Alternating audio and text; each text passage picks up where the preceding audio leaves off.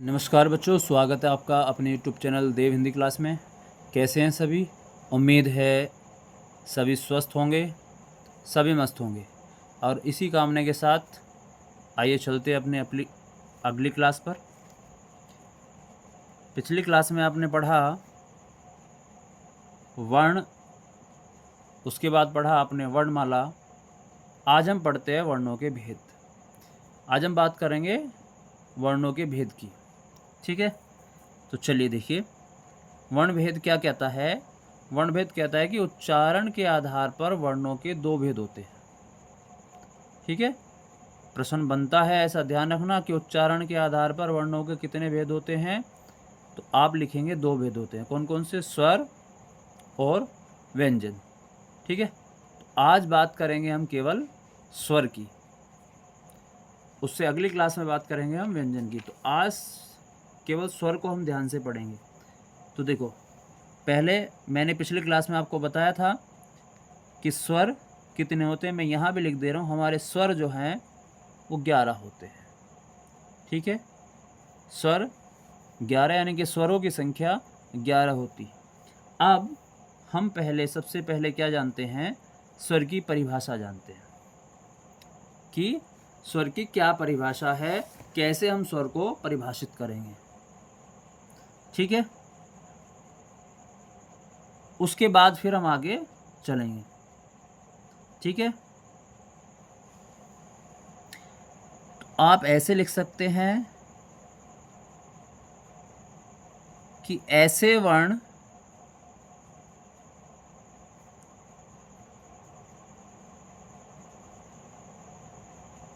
जिनके उच्चारण समझते हैं, यानी कि बोलने में, जिनके उच्चारण में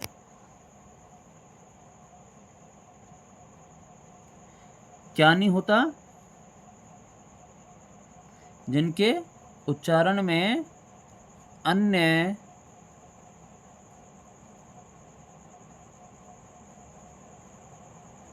ध्वनि की सहायता,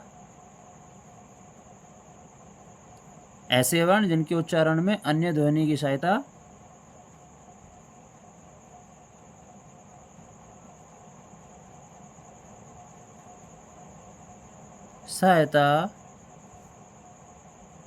न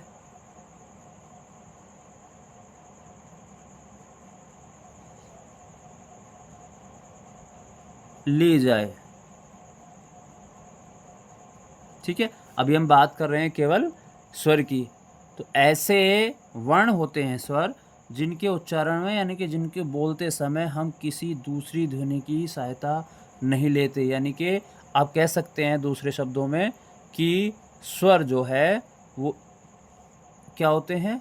अपने आप में स्वतंत्र होते हैं। स्वर अपने आप में क्या होते हैं? स्वतंत्र होते हैं। आप ऐसे भी कह सकते हैं। ठीक है, बात समझ में आ गई? ये स्वर की परिभाषा है। तो स्वर अपने आप में क्या होते हैं? स्वतंत्र होते हैं। इनमें किसी दूसरे अन्य वर्णों की या किसी अन्य ध्वनि की हम सहायता नहीं लेते। उन्हें हम स्वर कहते हैं। संख्या इनकी 11 है, वो मैंने आपको बता दी।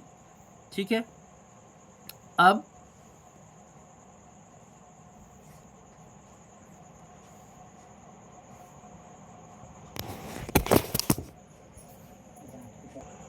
ठीक है भाई, तो ये बात हो गई हमारे स्वर को परिभाषित करने की। अब बात करते हैं कि स्वर के भी भेद होते हैं। हम बात कर लेते हैं स्वर भेद की।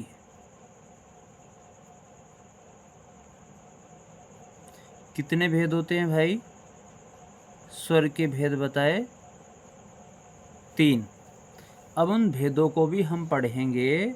ध्यान पूर्वक देखना कि वो 3 भेद कौन कौन से हैं स्वर के, और कैसे हम उनको पहचानते हैं। ठीक है, कौन कौन से भेद होते हैं देखिए, आइए। पहला होता है हमारा ह्रस्व।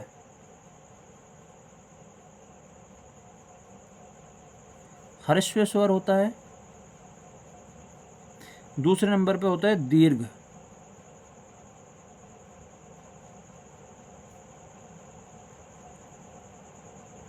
और जो तीसरा स्वर है उसे कहते हैं पलुत स्वर। कौन सा स्वर? पलुत स्वर। ठीक है, ये 3 प्रकार के हमारे स्वर होते हैं। ठीक है,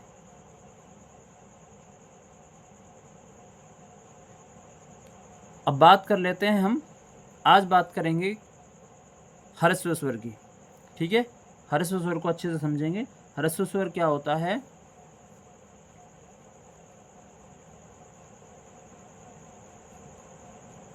जिन वर्णों के उच्चारण में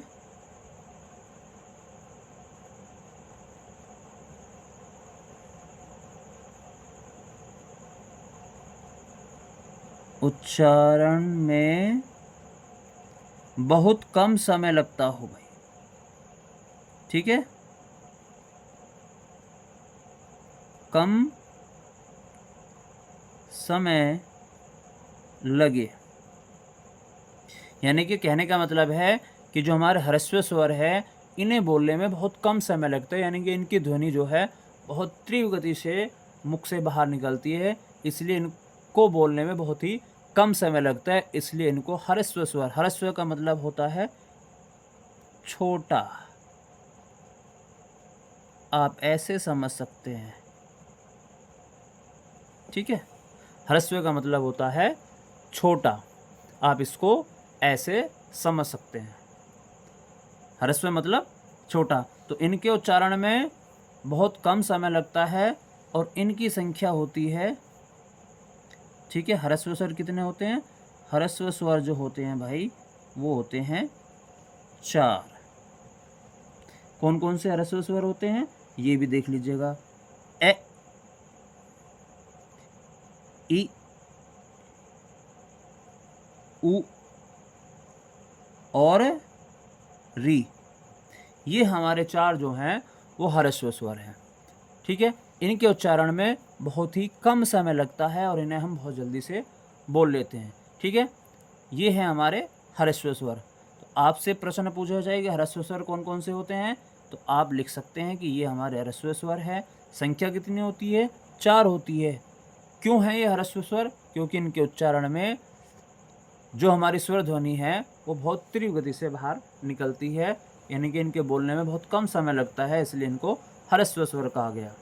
ठीक है, दीर्घ स्वर कहा जाए। दीर्घ का मतलब होता है बड़ा। ठीक है, आप क्या कह सकते हैं दीर्घ स्वर की अगर परिभाषा करते हैं? ठीक है, दीर्घ स्वर की अगर हम बात करें तो दीर्घ स्वर का आप जो है इस तरीके से लिख सकते हैं कि जिन वर्णों के उच्चारण में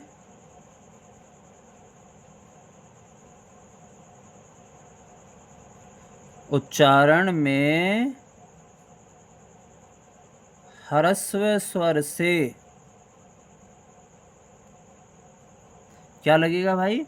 2 गुना समय लगेगा। समय लगे। ठीक है, ह्रस्व स्वर में तो बहुत कम समय लगता था, लेकिन दीर्घ स्वर में क्या है, ये इनसे बड़े होते हैं, तो इनके उच्चारण में जितना समय हमें ह्रस्व स्वर बोलने में लगता है उससे 2 गुना समय हमें दीर्घ स्वर बोलने में लगता है। ठीक है, इनकी बात करें संख्या, इनकी भी 4 थी, इनकी संख्या हो जाती है 7, क्योंकि हमारे स्वर जो हैं वो 11 हैं, तो जो बचते हैं वो 7 हमारे क्या बचते हैं? वो दीर्घ स्वर बचते हैं। ठीक है, तो कौन कौन से बचे भाई ये देख लेंगे। आ, ई, ऊ, ठीक है, ए, ए, ओ और औ। ठीक है, ये हमारे हो गए दीर्घ स्वर। और आपने देखा होगा उच्चारण करते समय आपको किस तरह की ध्वनि सुनाई दी थी, इसमें किस तरह की ध्वनि सुनाई दी और इन स्वरों को बोलने में किस तरह की ध्वनि सुनाई दी। तो यही इनमें जो है वो अंतर होता है, आप ये अंतर भी मान सकते हैं, है ना, कि इसमें जो है बहुत कम समय लगता है ह्रस्व स्वर बोलने में, और दीर्घ स्वर बोलने में ह्रस्व स्वर से 2 गुना समय लगता है। ठीक है, ये हमारे ह्रस्व स्वर हैं और ये हमारे दीर्घ स्वर हैं। ठीक है, तो ये था वर्ण भेद। आज केवल आपको मैंने बताया ह्रस्व स्वर और दीर्घ स्वर। ठीक है, आने वाली क्लास में आपको मैं बताऊंगा प्लुत स्वर के बारे में कि ये प्लुत स्वर होते क्या हैं। ठीक है, तो कैसी लगी जानकारी? उम्मीद है वीडियो पसंद आई होगी। अगर वीडियो अच्छी लगी हो तो वीडियो को लाइक, सब्सक्राइब, चैनल को शेयर करें और एक प्यारा सा कमेंट ज़रूर करें। राधे राधे।